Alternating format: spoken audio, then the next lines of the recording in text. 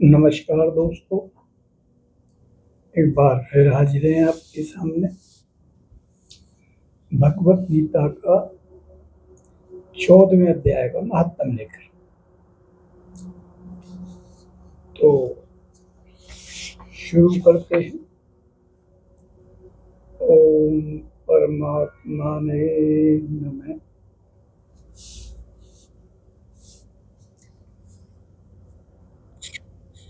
श्री महादेव जी कहते हैं पार्वती जी से, अब मैं भव बंधन से छुटकारा पाने के साधनभूत 14वें अध्याय का महात्म्य बतलाता हूँ। तुम ध्यान देकर सुनो।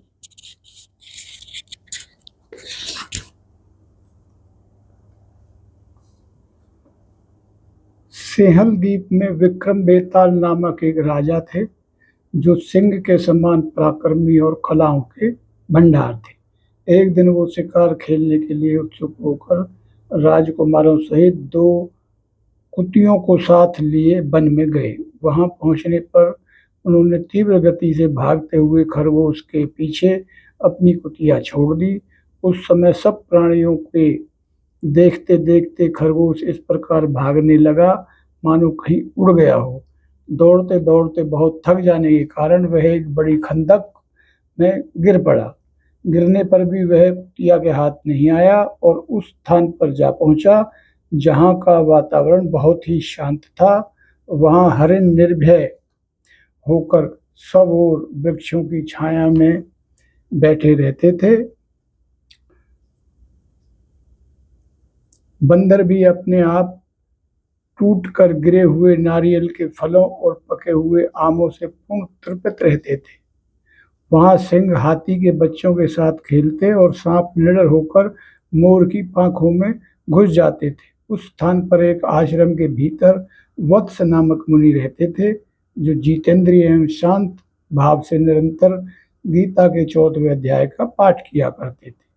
आश्रम के पास ही वत्स मुनि के किसी शिष्य ने अपने पैर धोए थे। ये भी 14वें अध्याय का पाठ करने वाले थे। उसके जल से वहां की मिट्टी गीली हो गई थी। खरगोश का जीवन कुछ शेष था। वह हाँफता हुआ आकर उसी कीचड़ में गिर पड़ा। उसके स्पर्श मात्र से ही खरगोश दिव्य विमान पर बैठकर सर्वलोक को चला गया। फिर कुतिया भी उसका पीछा करती हुई आई और वहां उसके शरीर में भी कुछ कीचड़ के छींटे लग गए। फिर भूख प्यास की पीड़ा से रहित हो कुतिया का रूप त्याग कर उसने दिव्य गण का रमणीय रूप धारण कर लिया तथा गंधर्वों से सुशोभित दिव्य विमान पर आरूढ़ होकर वह भी सर्वलोक को चली गई। ये देख मुनि के मेधावी शिष्य सकंदर हंसने लगे। उन दोनों के पूर्व जन्म के बैर का कारण सोचकर उन्हें बड़ा विस्मय हुआ था। उस समय राजा के नेत्र भी आश्चर्य से चकित हो उठे। उन्होंने बड़ी भक्ति के साथ प्रणाम करके पूछा, विप्रवर, नीच योनि में पड़े हुए दोनों प्राणी कुतिया और खरगोश ज्ञानहीन होते हुए भी जो स्वर्ग में चले गए, इसका क्या कारण है? इसकी कथा सुनाइए। शिष्य ने कहा, भूपाल, इस वन में वत्स नामक ब्राह्मण रहते हैं। वो बड़े जितेंद्रिय महात्मा हैं। गीता के 14वें अध्याय का सदा जप किया करते हैं। मैं उन्हीं का शिष्य हूँ। मैंने भी ब्रह्म विद्या में विशेषज्ञता प्राप्त की है। गुरु जी की ही भांति मैं भी 14वें अध्याय का प्रतिदिन जप करता हूँ। मेरे पैर धोने के जल से जल में लौटने के कारण ये खरगोश और कुतिया के साथ ही सर्वलोक को प्राप्त हुआ है। अब मैं अपने हंसने का कारण बताता हूँ। महाराष्ट्र में प्रत्युदक नामक महान नगर है। वहाँ केशव नाम का एक ब्राह्मण रहता था, जो कपटी मनुष्यों में अग्रण्य था। उसकी स्त्री का नाम बिलोबना था। वह स्वच्छंद विहार करने वाली थी। इससे क्रोध में आकर जन्म भर के बैर को याद करके ब्राह्मण ने अपनी स्त्री का वध कर डाला और उसी पाप से उसको खरगोश की योनि में जन्म मिला। ब्राह्मणी भी अपने पाप के कारण कुतिया हुई। श्री महादेव जी कहते हैं, ये सारी कथा सुनकर श्रद्धालु राजा ने गीता के 14वें अध्याय का पाठ आरंभ कर दिया। इससे उन्हें परम गति की प्राप्ति हुई। ये 14वें अध्याय का महत्व, 14वें अध्याय का अध्ययन करने से इंसान पाप योनि से मुक्त हो जाता है। तो ये 14वां अध्याय था, उसका महत्व। और अब हम आपको 14वें अध्याय को भी पढ़ देते हैं महत्व के साथ। ओम परमात्मा ने नमः।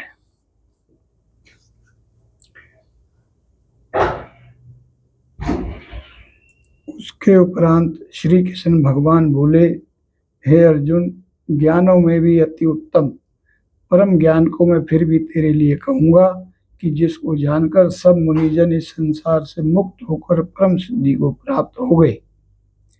हे अर्जुन, इस ज्ञान को आश्रय करके अर्थात धारण करके मेरे स्वरूप को प्राप्त हुए पुरुष सृष्टि के आदि में पुनः उत्पन्न नहीं होते और प्रलय काल में भी व्याकुल नहीं होते हैं, क्योंकि उनकी दृष्टि में मुझ वासुदेव से भिन्न कोई वस्तु है ही नहीं। हे अर्जुन, मेरी महान ब्रह्म रूप प्रकृति अर्थात त्रिगुणमयी माया संपूर्ण भूतों की योनि है, अर्थात गर्भधान का स्थान है, और मैं उस योनि में चेतन रूप बीज को स्थापन करता हूँ। उस जड़ चेतन के संयोग से सब भूतों की उत्पत्ति होती है। हे अर्जुन, नाना प्रकार की सब योनियों में जितनी मूर्तियां अर्थात शरीर उत्पन्न होते हैं, उन सब की त्रिगुणमयी माया तो गर्भ को धारण करने वाली माता है, और मैं बीज को स्थापन करने वाला पिता हूँ। हे अर्जुन, सत्वगुण, रजोगुण और तमोगुण ऐसे यह प्रकृति से उत्पन्न हुए तीनों गुण इस अविनाशी जीवात्मा के शरीर को बांधते हैं। हे निष्पाप, उन तीनों गुणों में प्रकाश करने वाला निर्विकार सत्वगुण तो निर्मल होने के कारण सुख की आसक्ति से और ज्ञान की आसक्ति से अर्थात उनके अभिमान से बांधता है। हे अर्जुन, राग रूप रजोगुणों को कामना और आसक्ति से उत्पन्न हुआ जान, वह इस जीवात्मा को कर्मों की और उनकी फल की आसक्ति से बांधता है। हे अर्जुन, सर्वदेहाभिमानियों के मोहने वाले तमोगुण को अज्ञान से उत्पन्न हुआ जान, वह इस जीवात्मा को प्रमाद, आलस और निद्रा के द्वारा बांधता है। ये जो तीन गुणों की चर्चा पहले भी हुई थी, रजोगुण, तमोगुण, सतोगुण, तो ये क्या है, इसका भगवान ने अर्जुन को समझाया। एक बार फिर हम इसको समझ लेते हैं।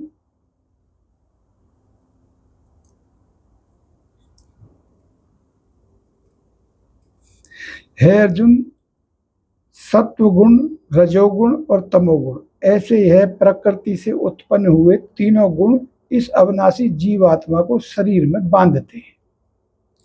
हे निष्पाप, उन तीनों गुणों में प्रकाश करने वाला निर्विकार सत्वगुण तो निर्मल होने के कारण सुख की आसक्ति से और ज्ञान की आसक्ति से अर्थात ज्ञान के अभिमान से बांधता है। हे अर्जुन, राग रूप रजोगुणों को कामना और आसक्ति से उत्पन्न हुआ जान, रजोगुण, वह इस जीवात्मा को कर्मों की और उनके फल की आसक्ति से बांधता है। और हे अर्जुन, सर्वदेह अभिमानियों के मोहने वाले तमोगुण को अज्ञान से उत्पन्न हुआ जान, तमोगुण अज्ञान से उत्पन्न होता है, वह जीवात्मा को प्रसाद, आलस्य और निद्रा के द्वारा बांधता है। क्योंकि हे अर्जुन, सत्वगुण सुख में लगाता है और रजोगुण कर्म में लगाता है तथा तमोगुण तो ज्ञान को आच्छादन करके अर्थात ढक के प्रमाद में भी लगाता है। और हे अर्जुन, रजोगुण और तमोगुण दोनों को दबाकर सत्वगुण होता है अर्थात बढ़ता है, तथा रजोगुण और सत्वगुण को दबाकर तमोगुण बढ़ता है। वैसे ही तमोगुण और सत्वगुण को दबाकर रजोगुण बढ़ता है। इसलिए जिस काल में इस देह में तथा अंतकरण और इंद्रियों में चेतनता और बोध शक्ति उत्पन्न होती है, उस काल में ऐसा जानना चाहिए कि सत्व गुण बढ़ा है। हे अर्जुन, रजोगुण के बढ़ने पर लोभ और प्रवृत्ति अर्थात सांसारिक चेष्टा तथा सब प्रकार के कर्मों का स्वार्थ बुद्धि से आरंभ एवं अशांति अर्थात मन की चंचलता और विषय भोगों की लालसा, यह सब उत्पन्न होते हैं। तथा हे अर्जुन, तमोगुण के बढ़ने पर अंतकरण और इंद्रियों में अप्रकाश और कर्तव्य कर्मों में अप्रवृत्ति, प्रमाद अर्थात व्यर्थ चेष्टा, निद्रा आदि अंतकरण की मोहनी वृत्तियां, यह सब ही उत्पन्न होते हैं।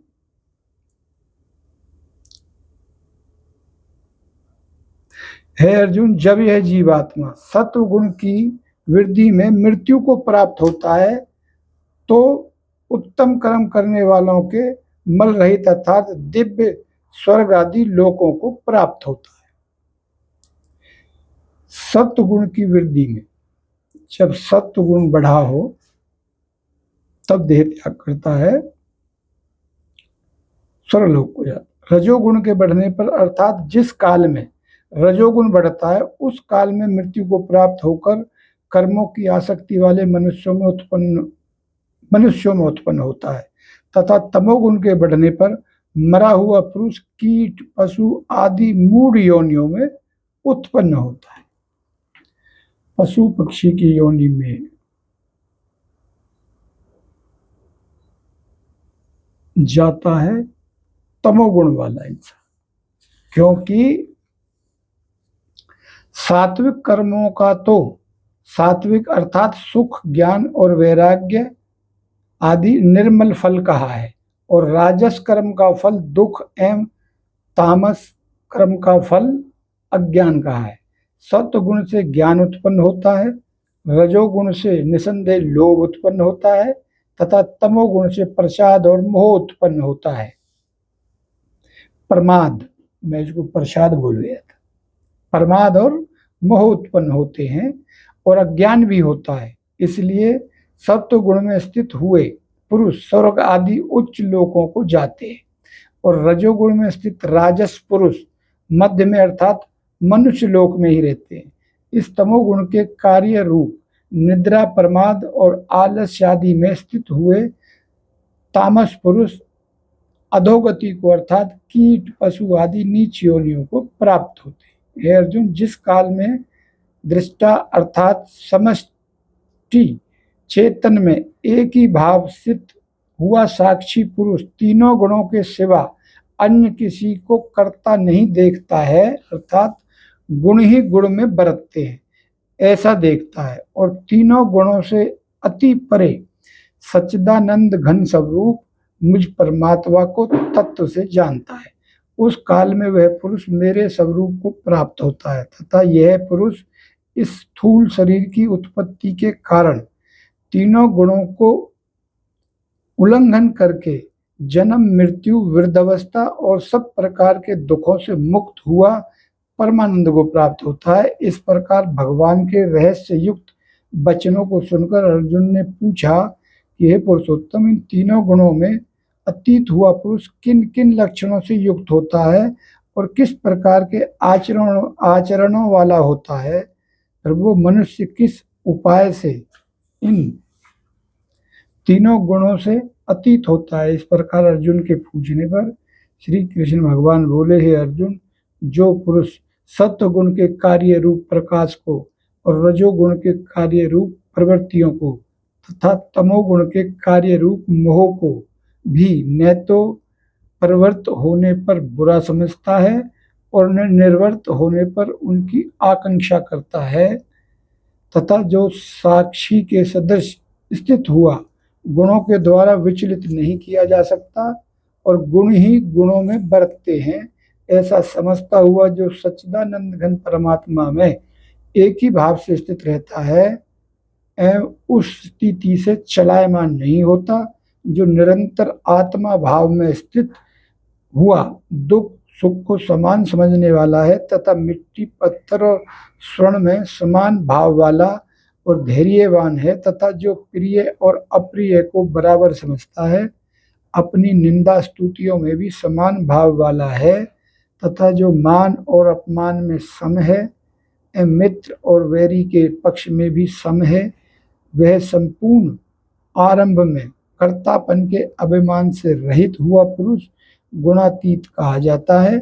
और जो पुरुष अभिविचारी भक्ति रूप योग के द्वारा मेरे को निरंतर भजता है, इन तीनों गुणों को अच्छी प्रकार उल्लंघन करके सच्चिदानंद घन ब्रह्मा में एक ही भाव होने के लिए योग्य होता है।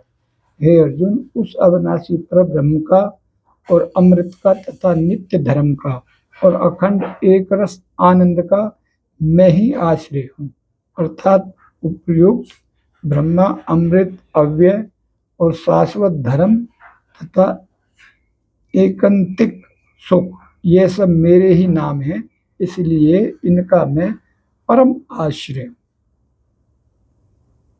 इत श्री भगवत गीता रूपी उपनिषद एवं ब्रह्म विद्या तथा योग शास्त्रीय विषय श्री कृष्ण अर्जुन के संवाद में गुणत्रिय विभाग योग नामक 14वें अध्याय का समाप्त। तो 14वां अध्याय पूरा हो गया है। इसमें भगवान ने बताया है कि इंसान को क्या करना। 3 गुण बता दिए हैं। किस गुण से आप किस योनि में जाएंगे ये बता दिया है। तो फैसला कर लीजिए क्या बनना चाहते, इंसान या जानवर, और या फिर कुछ नहीं, मुक्त इस सांसारिक आवागमन से, जीवन मृत्यु से मुक्ति। तीनों उपाय इसमें है, जो चाहो चुन लो, ये आपके ऊपर है।